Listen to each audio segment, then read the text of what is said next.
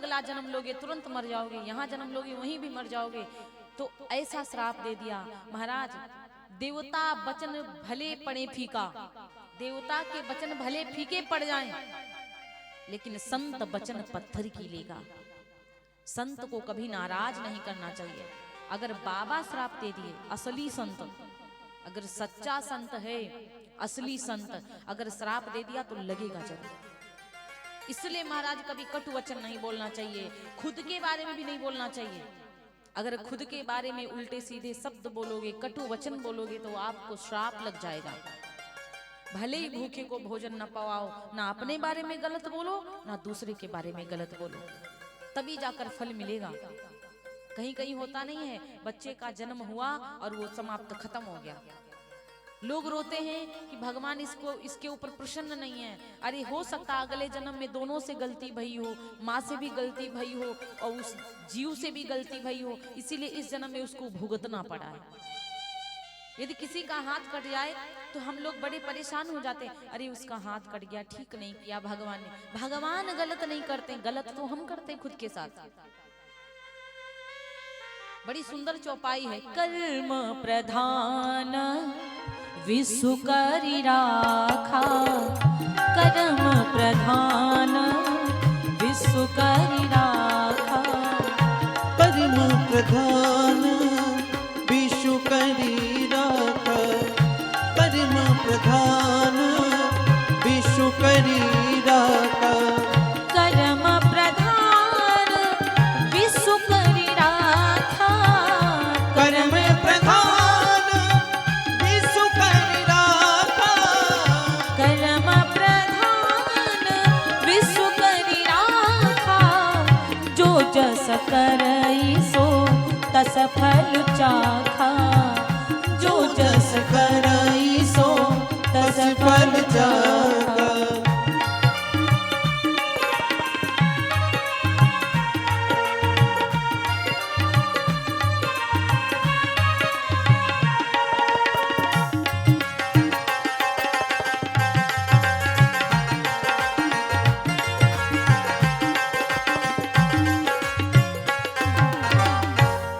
क्या लिखा हुआ है बाबा जी ने? कर्म प्रधान विश्व करी राखा, जो जस करई सो तस फल चाखा।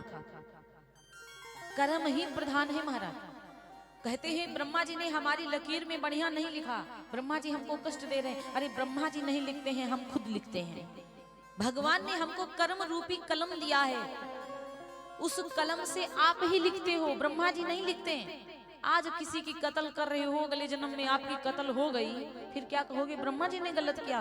ब्रह्मा जी गलत नहीं करते मैया, हम खुद गलत करते हैं अपने साथ में। जो हम करेंगे फल वही मिलेगा। इसलिए कर्म पर आधारित है सब कुछ। यदि हम किसी की गर्दन को काटे हैं तो एक दिन मेरी गर्दन कटेगी।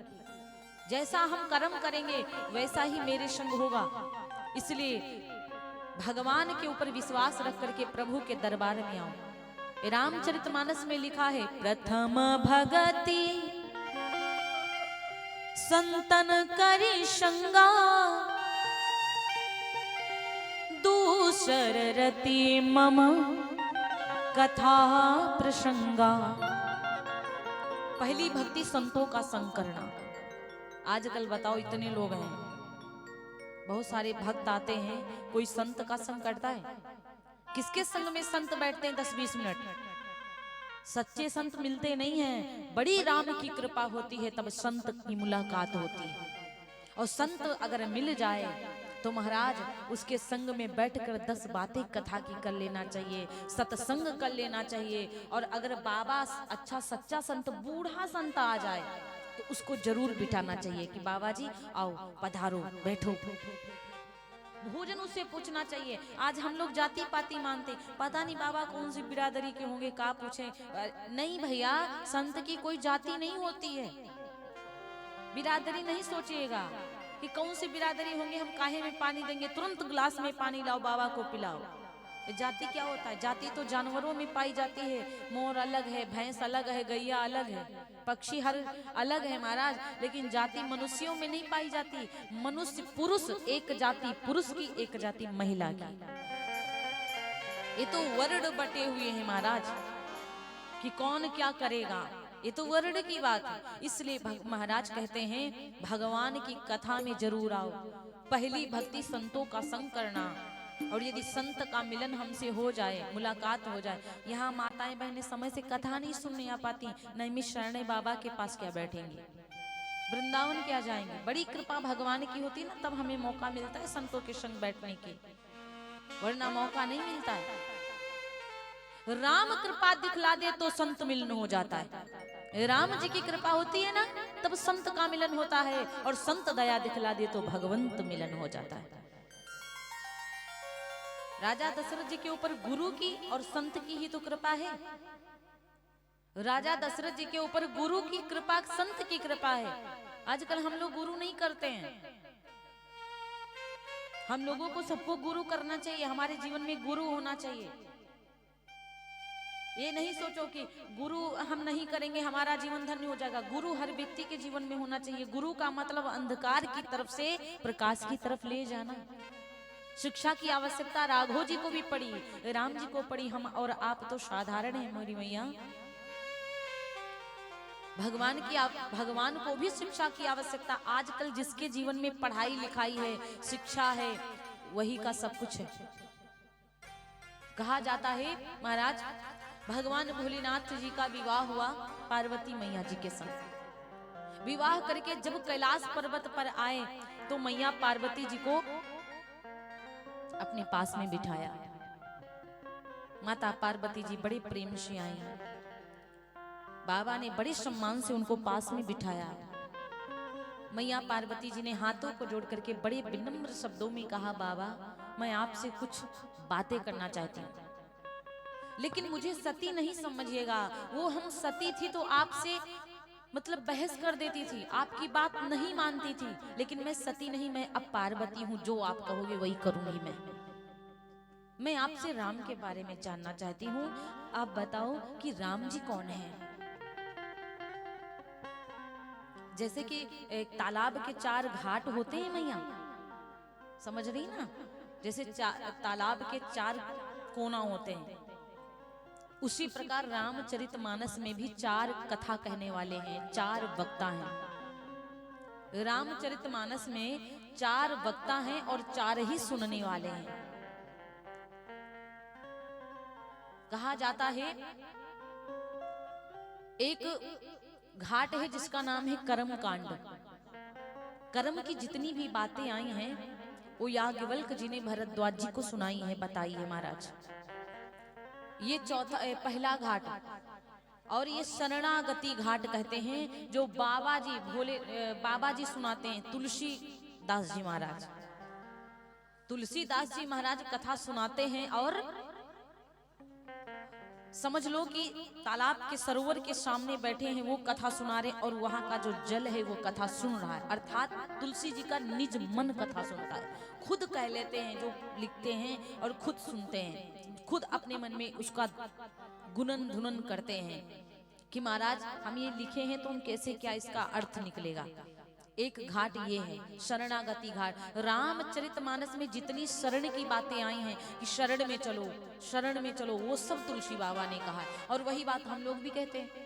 जो कथा व्यास होता है यही कहता है कि भगवान की शरण में चलो। आजकल बिना आधार कार्ड के काम नहीं होता है।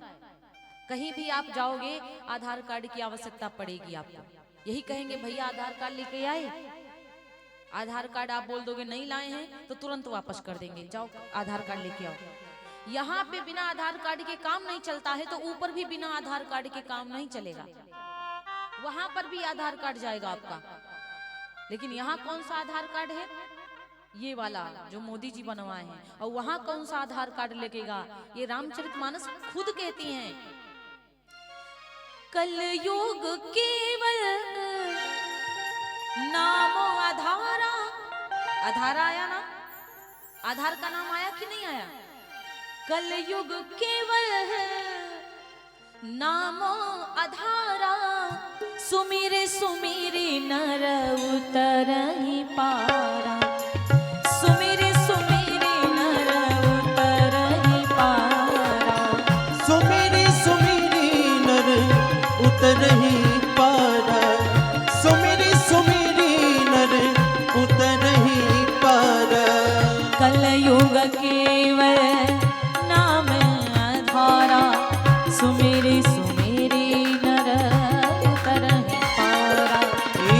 कलयुगी केवल नाम आधारा, सुमिर सुमिरि नर उतरहि पारा। कलयुग केवल नाम आधारा, कलयुग केवल नाम आधारा, सुमिर सुमिर नर उतरहि पारा। सुमिर सुमिर नर उतरहि पारा।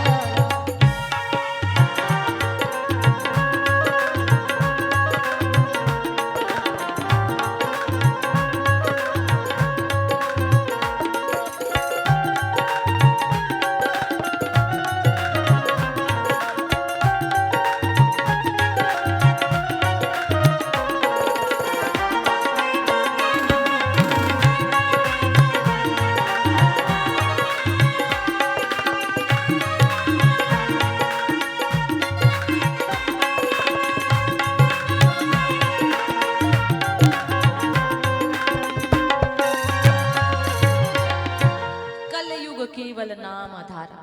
इंस्ट्रूमेंट बढ़ाइए, आज बैंजो की आवाज कैसी आ रही है? हाँ, बैंजो की आवाज सही नहीं आ रही है। इंस्ट्रूमेंट बढ़वा लो ना थोड़ा सा। अच्छा ठीक है। कलयुग केवल नाम आधारा, सुमिर सुमिर नर उतर ही पारा। जैसे यहाँ पर आधार कार्ड की आवश्यकता लगती है मैया, वहां भी आधार कार्ड की आवश्यकता लगेगी। कौन सा? राम नाम आधार। समझ रहे ना दादाजी? कलयुग में आपको तपस्या करने की आवश्यकता नहीं है। ये तो सतयुग में तपस्या करते थे। सतयुग में व्यक्ति की उम्र 1,00,000 वर्ष हुआ करती थी। अच्छा, ये हम लोगों को नहीं पता होता है।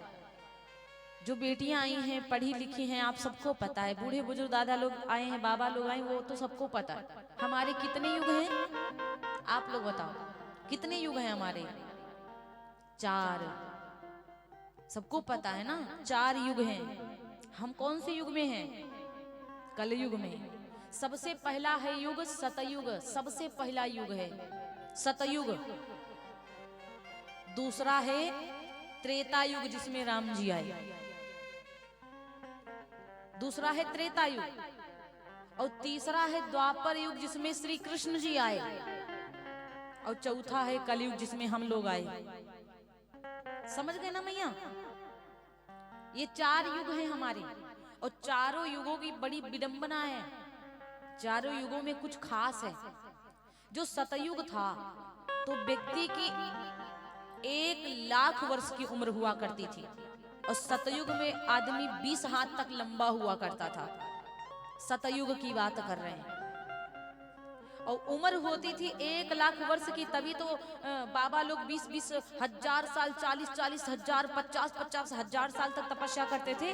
काहे कि उम्र 1,00,000 वर्ष की थी, 1,00,000 साल की उम्र थी। अब आप लोग सुनिएगा ध्यान से। फिर दूसरा लगा, जब सतयुग समाप्त हो गया, सबसे बड़ा युग है। फिर लगा दूसरा त्रेता युग।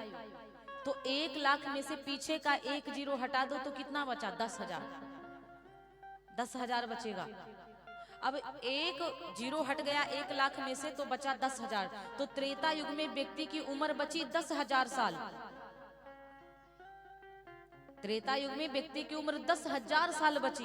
और 5 हाथ व्यक्ति घट गया, बचा 15 हाथ का। फिर त्रेता के बाद लगा तीसरा द्वापर युग। और द्वापर युग जब लगा तो 10,000 में से 1 जीरो हटाओगे तो बचेगा 1,000। तो त्रेता द्वापर युग में व्यक्ति की उम्र बची केवल 1,000 साल। और 5 हाथ और घट करके हो गया 10 हाथ का व्यक्ति त्रेता में, द्वापर युग में। और 1,000 में से पीछे का जीरो हटाओगे तो बचेगा 100। और कलयुग में व्यक्ति की उम्र कितनी बची है? 100 साल की। बात समझ में आई है कि उड़ गई इधर से? कलयुग में व्यक्ति की उम्र बची 100 साल। और 10 हाथ में से 5 हाथ और घटा दो तो 5 हाथ का व्यक्ति बचा। आजकल जमाने में ज्यादातर 5 फुट के चल रहे हैं।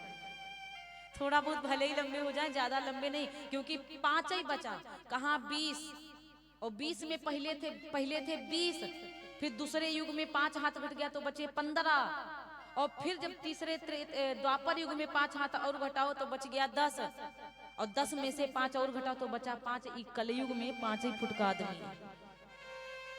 100 साल की उम्र है वेदों के हिसाब से, कथा को समझिएगा ध्यान से, ठीक है।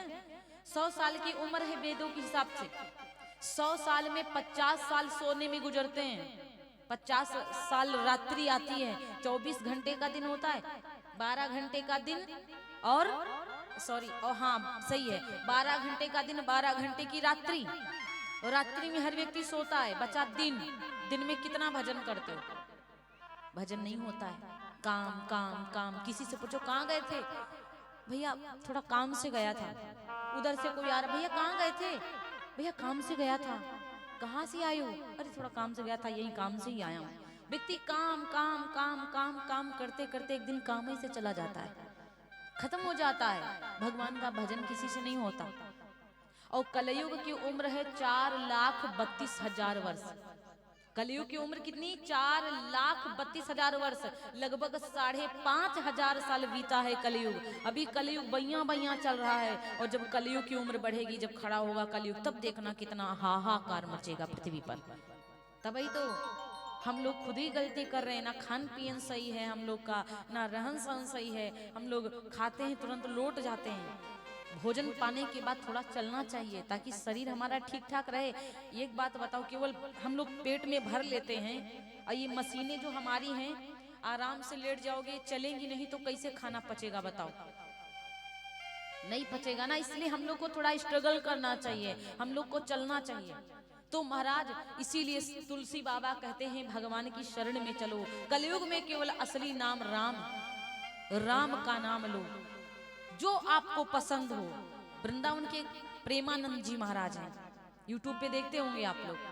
प्रेमानंद जी उनकी दोनों किडनियां खराब हैं, लेकिन वो केवल राधा राधा राधा राधा राधा, केवल राधा राधा का नाम जाप करते हैं। और 20 साल लगभग हो गए थे पहले किडनी खराब। एक डॉक्टर ने कहा था तुम 5 साल चलो तो चलो, नहीं तो तुम गए काम से। और आज बाबा जी जिंदा है। ये किसकी कृपा है पता है? राधा रानी की कृपा। भगवान पर विश्वास करो, भगवान की कथा पर विश्वास करो। भगवान कहते पहली भक्ति संतों का संग करना, और दूसर रति मम कथा प्रसंगा। दूसरी भक्ति मैं उसको देता हूँ जो मेरी कथा को सुनता है। आजकल ना कथावाचक सही से कथा सुनाते हैं, और ना बेचारे सुनैया सही से आते हैं। ये चल रहा है, वो चल रहा है। कथा में बैठो तो कथा सुनो, कथा जीवन में जानी चाहिए। हम लोग से पूछेंगे कहाँ गए थे, बोलेंगे कथा में गया था। कथा चल रही है ना, वही कथा में हम गए थे, लेकिन कथा हम में नहीं जाती है। कथा में हम जाएं और कथा हमारे में जाए, तब फायदा मिलता है। और कथा में हम गए लेकिन कथा हम में नहीं गई तो क्या फायदा? क्यों मैया, सही है ना? इसलिए कहा जाता दूसरा घाट कौन सा है? दूसरा घाट है, तीसरा घाट कहते हैं महाराज भरद्वाज जी, प्रयागराज में रहते हैं। अभी जहाँ कुंभ लगा था, कुंभ का मेला, वहां पर भरद्वाज जी महाराज रहते हैं। कि भरद्वाज मुनि बस ही प्रयागा,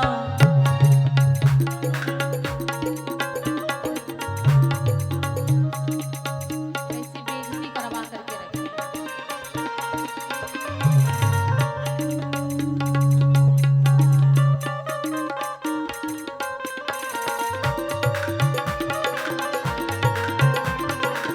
भरद्वाज मुनि बसहि प्रयागा, तिनहि राम पदयति अनुरागा।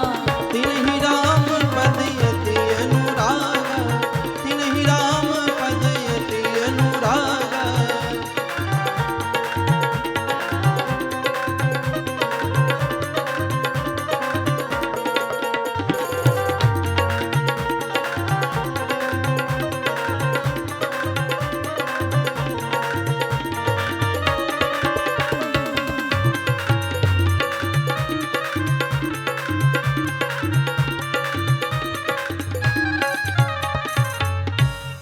भरद्वाज मुनि बसहि प्रयागा। साउंड अच्छा नहीं चल रहा है, इतना झौआ कुछ साउंड नहीं, लेकिन साउंड बोले उमापति महादेव की जय। कहा जाता भरद्वाज जी महाराज प्रयागराज में रहते हैं और प्रयागराज तीर्थों के राजा हैं। समझिएगा कथा को दादा, प्रयागराज तीर्थों के राजा हैं।